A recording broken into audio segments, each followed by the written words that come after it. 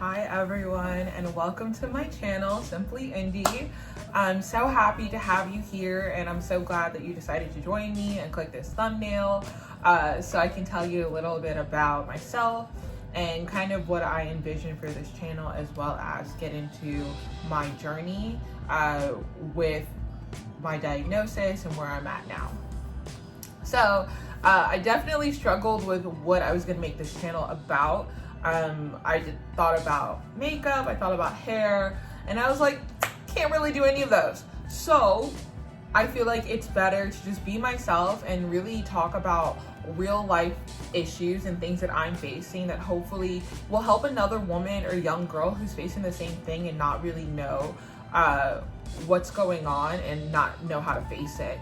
So obviously my comments are open. I don't know if YouTube has a message feature or not, but if it does, please message me. My chain of communication is open to everyone and anyone, and I would love to discuss and learn more from you guys as well.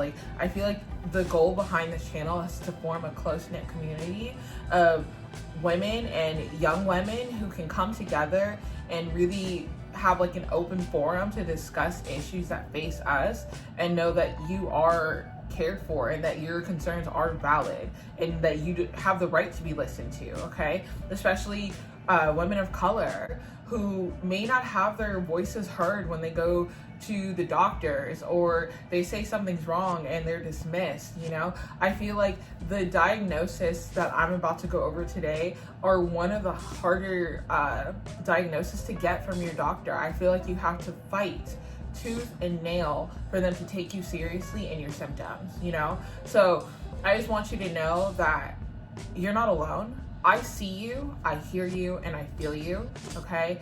We are all women, and we're all going through the same thing. And let me tell you that one little rogue chin hair, I don't care actually if it's a full-on freaking beard, okay? In any situation, that does not discredit you as a woman, okay? At all. All right, so even when you feel like certain things are male characteristics or whatever the case may be, I want you to know that any of these things that may affect you because of a condition do not make you less than a woman. And I don't want anyone who's watching this video to ever feel like they're not worthy, they're not worthy of that perfect relationship because they're insecure about the hair that grows on their sideburns or their chin or their stomach or their back. I want you to know that you are not alone and you are worthy no matter what. So to segue into our discussion for today, we're going to talk about PCOS or PCOS. Is it PCOS or PCOS? I have no idea. I've just read this my entire life when I've gone through WebMD, trying to diagnose myself. And I've always wondered, how do I even say that? Please let me know in the comments below. Tell me, is it PCOS or PCOS, or is it both? If it's both, that's great. All right, we'll discuss endometriosis, endometrioma, and all that good stuff, essentially. So let me tell you about my journey and how I got to where I'm at today as far as my recovery and what I'm doing to kind of make things easier on myself. So first things first, we're going to discuss my story. So back in 2020, March specifically, this was when COVID was that big old dark cloud in the distance. I was a question mark, and I feel like we knew it was coming, but we're maybe if we just ignore it a little bit longer, it'll go away. Psych. I think that's actually the perfect analogy for how we treat our bodies. We have these aches and pains and we're thinking, if I just ignore it, maybe it'll go away. Wrong. Wrong. Don't do that ever. Never ever do that. Never do that. Especially as a woman of color, do not ignore things when things are wrong. If you see something creating a pattern, don't ignore it. Go to the doctor. Demand answers. Period. Do not ignore these things, because the thing that you ignored 6 months back could have been something that could have been preventable, okay? And it's better to know than to not know in all facets. Ignorance is not bliss. That is a lie. A lie. Okay. So anyway, March of 2020, I get into a car accident. And because it was such a weird time, a lot of doctors' offices didn't want to see new patients. They really wanted to see their own patients. So because of this, I literally could not be seen by any doctors for nearly a month. I want to say it was 3 weeks. I was not able to be seen by a doctor until about April of 2020. So at this point in time, I've been not assigned, but I met with my chiropractor, my medical doctor who's a neurologist, and the physician assistant who's a neurologist as well. Or a physician assistant specializing in neurology. I don't know why I got a list for a second. So, yeah. So I met with the PA neurologist, who was a woman. The other two doctors that I mentioned are men. So the woman scheduled the MRI for me. She ordered it. She had me go. She told me that we would meet back in 6 weeks to discuss everything and kind of see what's going on. Mind you, within the 6 weeks, I already completed the MRI. I already saw 2 of the other doctors, and we already discussed the treatment plan. So I'm kind of like, this is overkill. Why do I need to come back and see you? You're not even the doctor, you know? So, you know, reluctantly, I go. And fortunately, I went. She tells me, hey, I don't know if you know this, you may already, and I'm not sure if it's bothering you, but I did notice on the MRI that there was a mass on your right fallopian tube. I said, in my head, of course, I said mass. When I hear mass, obviously I was thinking cancer, I can't have children, my ovaries are bad, like anything that I could possibly think of to like allocate to my reproductive system as to what could possibly be the matter. I did that.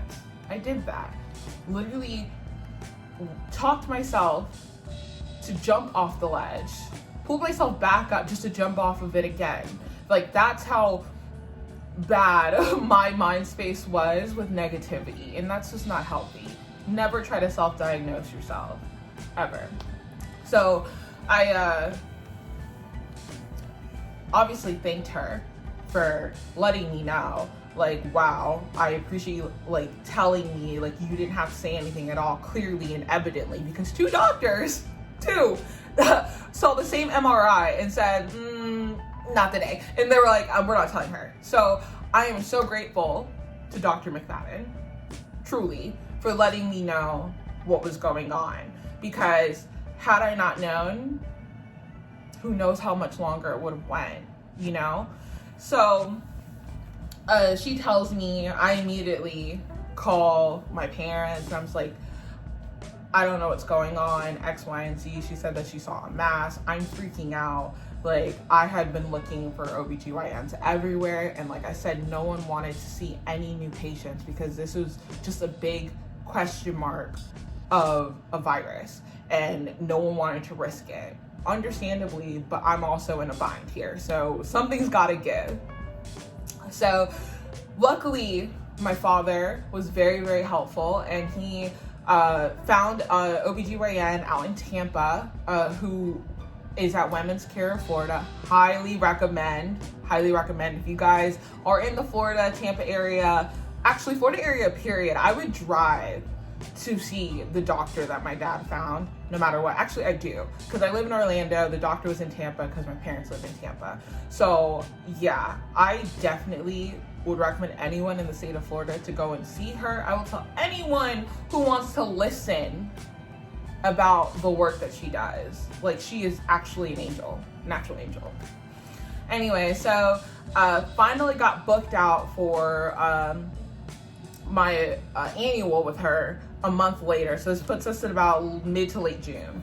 So she sees me and we go through, have a pap smear, do everything, normal STD test, all that good stuff, just to make sure everything is, you know, A-okay. Pap smear came back completely normal.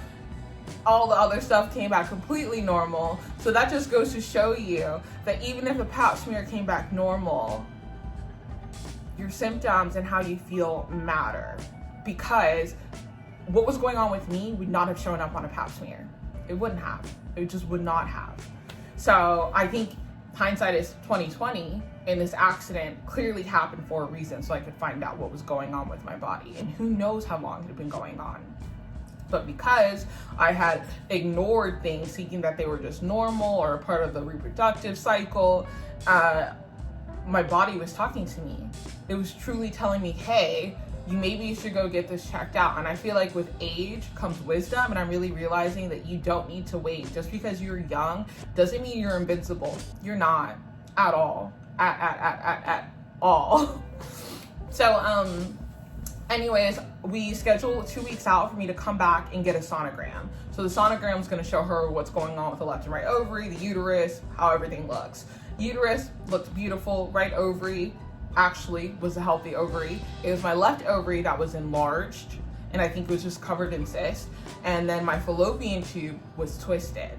All right, so the thing is though, is that we didn't know my fallopian tube was twisted, and like my body kind of got all jumbled up until I had my surgery in December, which was last month. So she put me on birth control at this point in time. This was July at this point, because 2 weeks after that, I had to come back for sonogram. So she put me on birth control.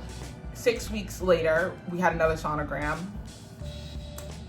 Everything was going good. Girl, I literally was jumping for joy because I was like, wow, it's getting smaller. This is working. Conservative treatment was the best way to go. Psych, babe. Psych. No, another 6 weeks later, we went and had another sonogram. So I had 3 sonograms in total. And she noticed, or 2 sonograms in total, excuse me, 6 weeks. Yeah, 2 sonograms in total. And no, 3 sonograms. What am I saying? So we had 3 sonograms in total, because we had the original one, then we had the second one, which was showing improvement, and then my last one, it actually had grown to a size larger than it was originally. So just to put this in perspective, my right ovary is at a healthy size. My left ovary was about 2 to 3 times the size of my right ovary. So I think it was around like 5 centimeters. I want to say a little bit over that. So definitely at the point that like, it's definitely going to cause discomfort, probably should be removed. So at this point, she's saying, okay, so what do you want to do? We try the conservative way, but I just don't think that left ovary is functioning.